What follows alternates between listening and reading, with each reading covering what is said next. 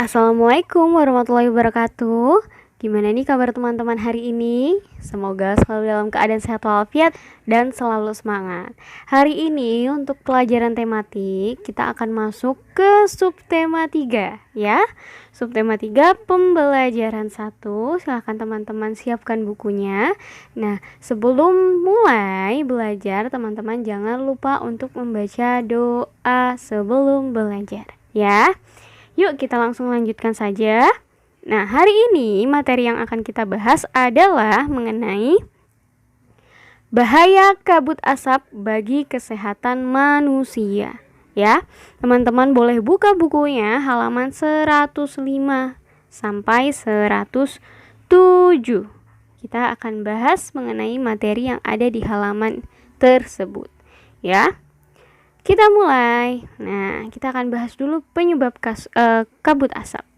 Jadi, kabut asap itu merupakan bencana nasional yang hampir selalu dialami masyarakat Indonesia setiap tahunnya. Setiap tahun, wilayah Sumatera dan Kalimantan mengalami kondisi yang mengkhawatirkan, yaitu munculnya bencana kabut asap akibat adanya kebakaran hutan. Ya.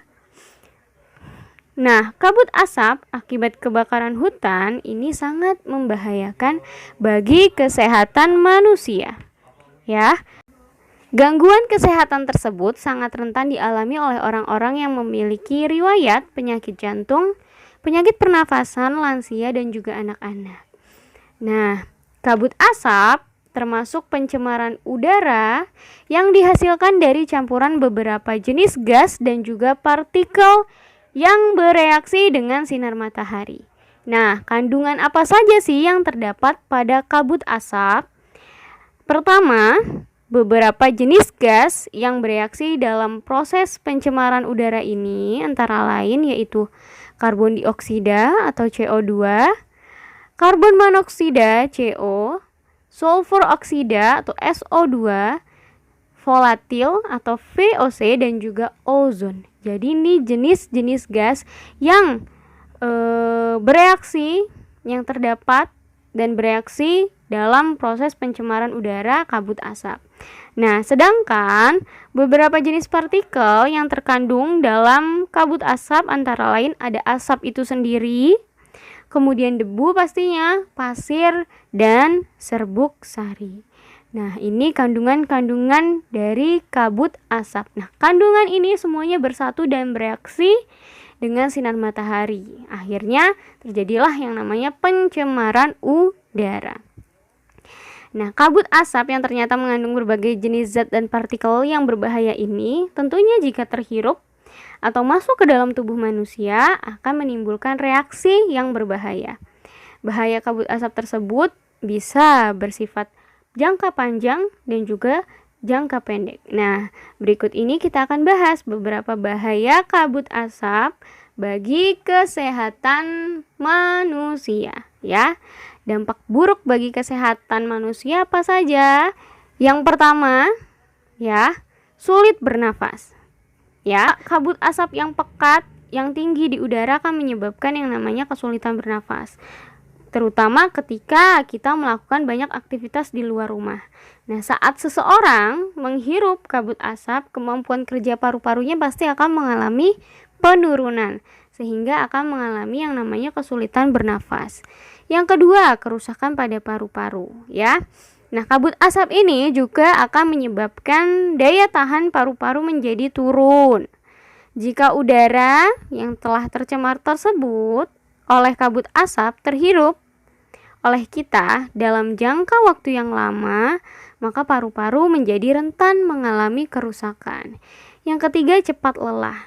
Karena kinerja paru-paru yang menurun, juga daya tahannya yang menurun, maka proses pernafasan akan terganggu. Secara otomatis tubuh akan merasa lebih cepat lelah ketika melakukan berbagai aktivitas. Kenapa? Karena pasokan oksigen ke dalam paru-paru tentunya berkurang.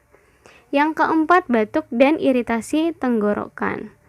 Nah, ketika kita menghirup kabut asap ini, dahak yang dahak di dalam tubuh kita akan mengalami peningkatan sehingga terjadi yang namanya gejala batuk.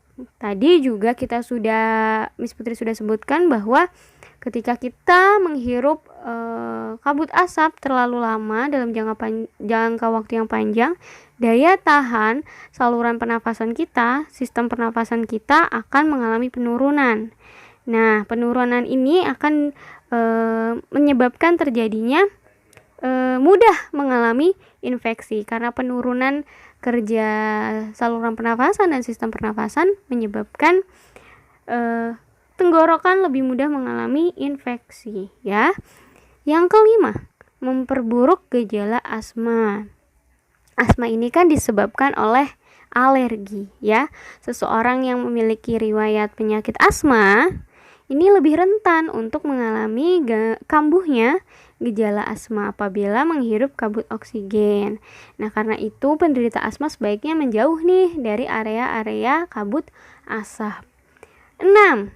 Infeksi pada sistem pernafasan. Daya tahan tubuh akan menurun tentunya akibat kabut asap, sehingga tubuh mudah mengalami infeksi. Nah, dalam jangka waktu pendek, kondisi tersebut dapat menyebabkan infeksi saluran pernafasan. Nah, sedangkan dalam jangka waktu panjang dapat menyebabkan yang namanya pneumonia atau paru-paru basah. Dampak yang ke-7, iritasi mata. Selain saluran pernafasan, ternyata mata kita juga dapat berdampak buruk akibat kabut asap. Nah, kabut asap ini menyebabkan mata kita teriritasi dan terasa perih sehingga mata menjadi merah. Untuk mencegahnya, sebaiknya menggunakan kacamata ketika melakukan aktivitas di luar rumah. Yang terakhir adalah kanker paru-paru. Kabut asap ini meningkatkan resiko berkembangnya sel-sel kanker pada paru-paru karena kabut asap mengandung berbagai jenis partikel yang bersifat karsinogenik yang dapat memicu perkembangan sel kanker. Nah, ini dampak-dampak buruk akibat dari kabut asap. Nah, bagaimana sih cara mencegahnya? Kabut asap ini kan menimbulkan banyak bahaya nih bagi kesehatan.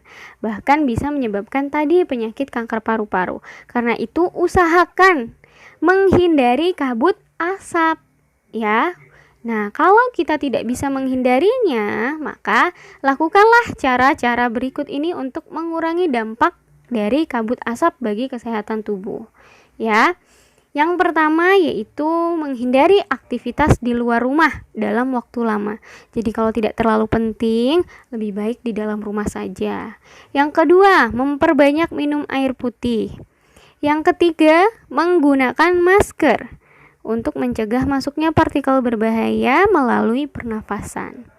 Kemudian, dampak berikutnya, memeriksakan kondisi tubuh jika mengalami kesulitan bernafas atau gangguan kesehatan lainnya. Jadi ketika kalian merasakan gejala-gejala kesulitan bernafas atau gangguan kesehatan lainnya, lebih baik langsung ke dokter atau ke rumah sakit.